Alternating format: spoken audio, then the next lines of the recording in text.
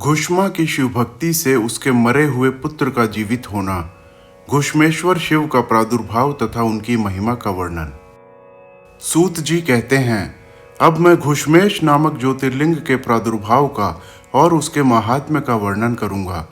मुनिवरों, ध्यान देकर सुनो। दक्षिण दिशा में एक श्रेष्ठ पर्वत है जिसका नाम देवगिरी है। वह देखने में अद्भुत तथा नित्य परम शोभा से संपन्न है।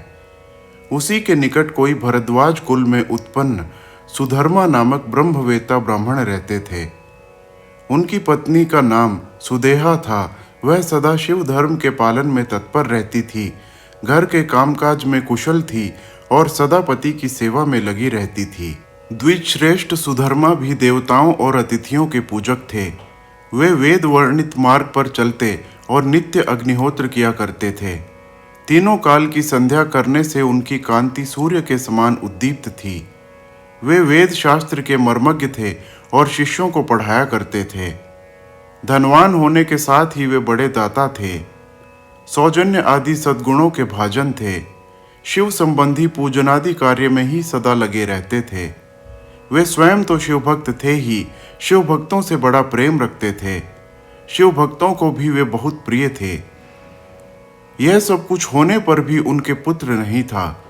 इससे ब्राह्मण को तो दुख नहीं होता था, परंतु उनकी पत्नी बहुत दुखी रहती थी। पड़ोसी और दूसरे लोग भी उसे ताना मारा करते थे। वह पति से बार बार पुत्र के लिए प्रार्थना करती थी। पति उसको ज्ञानोपदेश देकर समझाते थे, परंतु उसका मन नहीं मानता था।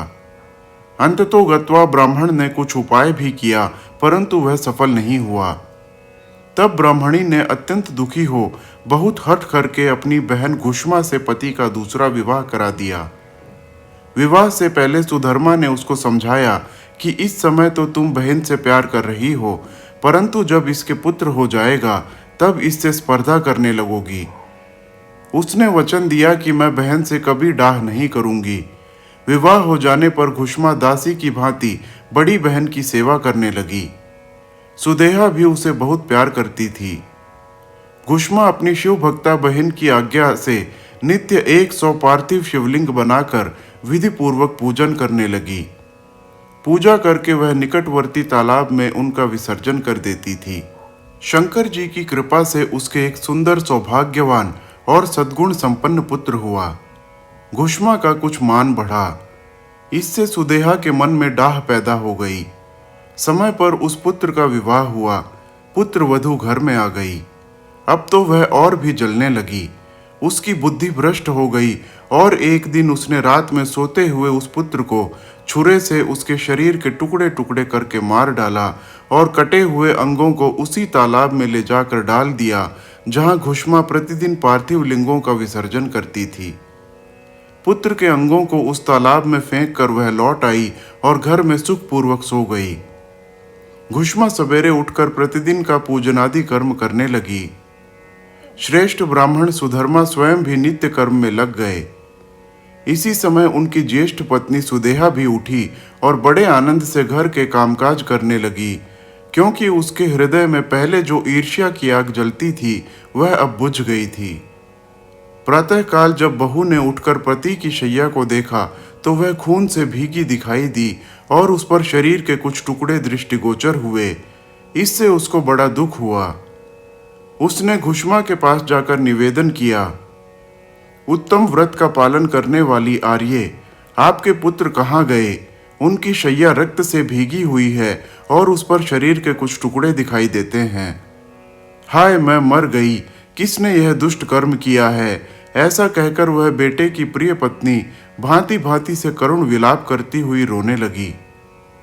सुधर्मा की बड़ी पत्नी सुदेहा भी उस समय हाय मैं मर गई ऐसा कहकर दुख में डूब गई। उसने ऊपर से तो दुख किया, किंतु मन ही मन वह हर्ष से भरी हुई थी। घुष्मा भी उस समय उस वधू के दुख को सुनकर अपने नित्य पार्थिव पूजन के व्रत से विचलित नहीं हुई। उसका मन बेटे को देखने के लिए तनिक भी उत्सुक नहीं हुआ। उसके पति की भी ऐसी ही अवस्था थी। जब तक नित्य नियम पूरा नहीं हुआ तब तक उन्हें दूसरी किसी बात की चिंता नहीं हुई। दोपहर को पूजन समाप्त होने पर घुष्मा ने अपने पुत्र की भयंकर शैया पर दृष्टिपात किया, तथापि उसने मन में किंचित मात्र भी दुख नहीं माना। वह सोचने लगी, जिन्होंने यह बेटा दिया था वे ही इसकी रक्षा करेंगे। वे भक्त प्रिय कहलाते हैं, काल के भी काल हैं और सत्पुरुषों के आश्रय हैं। एकमात्र वे प्रभु सर्वेश्वर शंभु ही हमारे रक्षक हैं। वे माला गूंथने वाले पुरुष की भांति जिनको जोड़ते हैं उनको अलग भी करते हैं। अतः अब मेरे चिंता करने से क्या होगा। इस तत्व का विचार करके उसने शिव के भरोसे धैर्य धारण किया और उस समय दुख का अनुभव नहीं किया। वह पूर्ववत पार्थिव शिवलिंगों को लेकर स्वस्थ चित्त से शिव के नामों का उच्चारण करती हुई उस तालाब के किनारे गई। उन पार्थिव लिंगों को तालाब में डालकर जब वह लौटने लगी तो उसे अपना पुत्र उसी तालाब के किनारे खड़ा दिखाई दिया। सूत जी कहते हैं, ब्राह्मणों, उस समय वहां अपने पुत्र को जीवित देखकर उसकी माता घुष्मा को न तो कोई हर्ष हुआ और न विषाद। वह पूर्ववत स्वस्थ बनी रही। इसी समय उस पर संतुष्ट हुए ज्योति स्वरूप महेश्वर शिव शीघ्र ही उसके सामने प्रकट हो गए। शिव बोले, सुमुखी, मैं तुम पर प्रसन्न हूं, वर मांगो। तेरी दुष्टा सौत ने इस बच्चे को मार डाला था, अतः मैं उसे त्रिशूल से मारूंगा। सूत जी कहते हैं, तब घुष्मा ने शिव को प्रणाम करके उस समय यह वर मांगा, नाथ, यह सुदेहा मेरी बड़ी बहन है, अतः आपको इसकी रक्षा करनी चाहिए। शिव बोले, उसने तो बड़ा भारी अपकार किया है, तुम उस पर उपकार क्यों करती हो। दुष्ट कर्म करने वाली सुदेहा तो मार डालने के ही योग्य है। घुष्मा ने कहा, देव, आपके दर्शन मात्र से पातक नहीं ठहरता। इस समय आपका दर्शन करके उसका पाप भस्म हो जाए।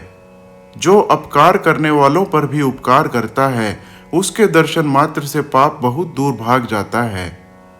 प्रभु, यह अद्भुत भगवत वाक्य मैंने सुन रखा है, इसीलिए सदाशिव, जिसने ऐसा कुकर्म किया है वही करे, मैं ऐसा क्यों करूं। मुझे तो बुरा करने वाले का भी भला ही करना है। सूत जी कहते हैं, घुष्मा के ऐसा कहने पर दया सिंधु भक्त वत्सल महेश्वर और भी प्रसन्न हुए तथा इस प्रकार बोले, घुष्मे, तुम कोई और भी वर मांगो, मैं तुम्हारे लिए हितकर वर अवश्य दूंगा, क्योंकि तुम्हारी इस भक्ति से, विकार शून्य स्वभाव से मैं बहुत प्रसन्न हूं। भगवान शिव की बात सुनकर घुष्मा बोली, प्रभो, यदि आप वर देना चाहते हैं तो लोगों की रक्षा के लिए सदा यहाँ निवास कीजिए और मेरे नाम से ही आपकी ख्याति हो। तब महेश्वर ने अत्यंत प्रसन्न होकर कहा, मैं तुम्हारे ही नाम से घुष्मेश्वर कहलाता हुआ सदा यहाँ निवास करूंगा और सबके लिए सुखदायक होऊंगा। मेरा शुभ ज्योतिर्लिंग घुष्मेश नाम से प्रसिद्ध हो, यह सरोवर शिवलिंगों का आलय हो जाए और इसीलिए इसकी तीनों लोकों में शिवालय नाम से प्रसिद्धि हो। यह सरोवर सदा दर्शन मात्र से संपूर्ण अभीष्टों को देने वाला हो। सुव्रते, तुम्हारे वंश में होने वाली 101 पीढ़ियों तक ऐसे ही श्रेष्ठ पुत्र उत्पन्न होंगे, इसमें संशय नहीं है। वे सबके सब सुंदरी स्त्री, उत्तम धन और पूर्ण आयु से संपन्न होंगे, चतुर और विद्वान होंगे, उदार तथा भोग और मोक्ष रूपी फल पाने के अधिकारी होंगे। 101 पीढ़ियों तक सभी पुत्र गुणों में बढ़े चढ़े होंगे। तुम्हारे वंश का ऐसा विस्तार बड़ा शोभादायक होगा। ऐसा कहकर भगवान शिव वहां ज्योतिर्लिंग के रूप में स्थित हो गए। उनकी घुष्मेश नाम से प्रसिद्धि हुई और उस सरोवर का नाम शिवालय हो गया। सुधर्मा, घुष्मा और सुदेहा तीनों ने आकर तत्काल ही उस शिवलिंग की 101 दक्षिणावर्त परिक्रमा की। पूजा करके परस्पर मिलकर मन का मैल दूर करके वे सब वहां बड़े सुख का अनुभव करने लगे। पुत्र को जीवित देख सुदेहा बहुत लज्जित हुई और पति तथा घुष्मा से क्षमा प्रार्थना करके उसने अपने पाप के निवारण के लिए प्रायश्चित किया। मुनीश्वरों, इस प्रकार वह घुष्मेश्वर लिंग प्रकट हुआ। उसका दर्शन और पूजन करने से सदा सुख की वृद्धि होती है। ब्राह्मणों, इस तरह मैंने तुमसे 12 ज्योतिर्लिंगों की महिमा बताई। ये सभी लिंग संपूर्ण कामनाओं के पूरक तथा भोग और मोक्ष को देने वाले हैं। जो इन ज्योतिर्लिंगों की कथा को पढ़ता और सुनता है वह सब पापों से मुक्त हो जाता है तथा भोग और मोक्ष को पाता है। हर हर महादेव।